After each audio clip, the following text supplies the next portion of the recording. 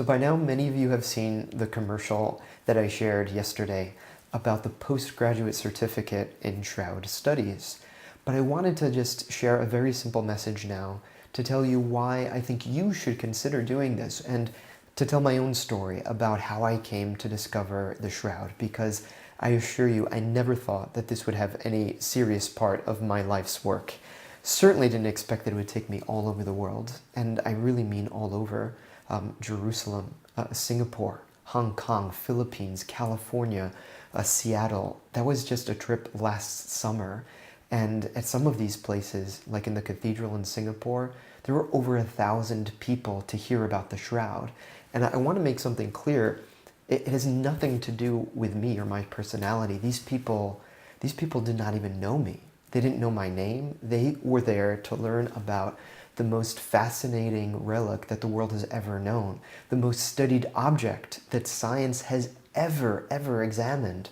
And now there is, for the first time ever in English, a program that allows everyone, even someone without professional training, whether in science or in theology or in scripture, to access this. And I think it's really special. So I just want to share a story, though, about how I came to this over time. I want to go all the way back to when I was probably, 9 years old, and in 4th grade, when in Mr. Noble's class at James S. Hunt Elementary School in Coral Springs, Florida, there was an engineer who came and visited us, and he showcased Motorola's latest walkie-talkie. And at one point in his presentation, he took the walkie-talkie and he surprised all of us by slamming it down on the wooden desk as hard as he could. And it didn't burst into pieces. And that's perhaps the most impressive part, that I was just in awe of what man could create through science. And on that day, I decided I wanted to be an engineer. And I have to say that I have always held on to my fascination for science. And really, all the way until I was a senior in high school, I had this idea that I would go and be an engineer. By the time I was ending high school, my favorite subjects were physics and calculus, and I decided I would go and study aeronautical engineering at Georgia Institute of Technology, and so I did. But 2 years later, I heard a call to the priesthood, and here I am now teaching at a pontifical university, mainly the scriptures, right? But also, I'm part of the Science and Faith Institute, which offers now this diploma, this postgraduate certificate in Shroud Studies. And I want to just share how I came to this, because I was a second-year student in theology. That is, 10 years earlier, I entered the priesthood. And at this point, I knew nothing about the Shroud. And that boggles my mind to think of it, because how is it that we don't hear about this? It's so fascinating and so important. Do you know that the #1 reason that young people today do not accept religion or faith, the #1 reason they cite is science?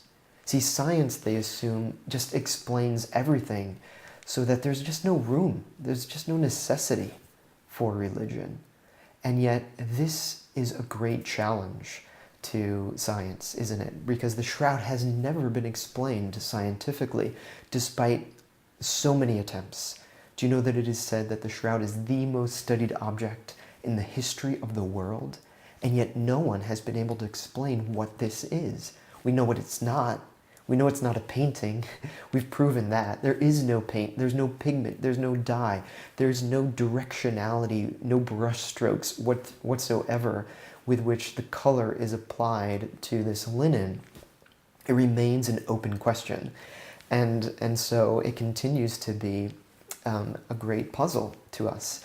And that's part of the attraction. You know, when I was in my second year of theology and invited to a conference for the first time on the Shroud, I said, there's no way I'm going to sacrifice my afternoon for this. I've got too much going on.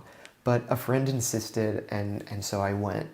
But always with the caveat that if it's not good at the halftime show, that is at the break in the middle, I'm leaving. I've got other things to do. But I didn't leave. I stayed. I stayed to the end, and I came back the next week and the next week. Eventually, I signed up for the program. That was in 2011, and I haven't stopped speaking about the Shroud since. And this is the most fascinating thing. It really is something like a roller coaster that caught me, and it hasn't stopped since. And God is full of surprises, isn't He? Like that. And I do think that for me, it's been something like a vocation within a vocation, but maybe for some of you too. And maybe you teach catechism on Sundays, or maybe you're an engineer, or a scientist, or a medical doctor, or simply a mom or a dad, and you want to share something with your children that's valuable. Well, I guarantee you, you will not be disappointed with this program. Now, some of you don't need a title, and I realize that, and so it might seem like too much, a postgraduate certificate. I just wanted you to know that there's also the possibility of auditing the course. That is, you can sign up and not take the tests. You don't have to write any of the papers, but you get access to all of the materials. And here we're talking about some of the most renowned scientists in the world, experts on the Shroud, who are made available to you through this program. It really is a once-in-a-lifetime thing. I can't believe we're giving it away for something like 280 euros to audit the class. If you compare that to other postgraduate certificates on the internet, and I guarantee you it will seem absurdly small, that price, and it is. And I don't suspect it'll stay that way for long, so I encourage you to act this year. But I intend to be here for the long haul, and I really hope the program grows this year in English, perhaps next year in Spanish, and then more and more. But please check out the information below. Go to the website for the Athenaeum where you can enroll today. You can learn more about it, and again, try it out. If you don't like it, what have you got to lose? So that's my encouragement. Please know that the world needs this kind of discourse, and it may just need you. I encourage you to take this to prayer and to consideration. I don't think you'll be disappointed. God bless you.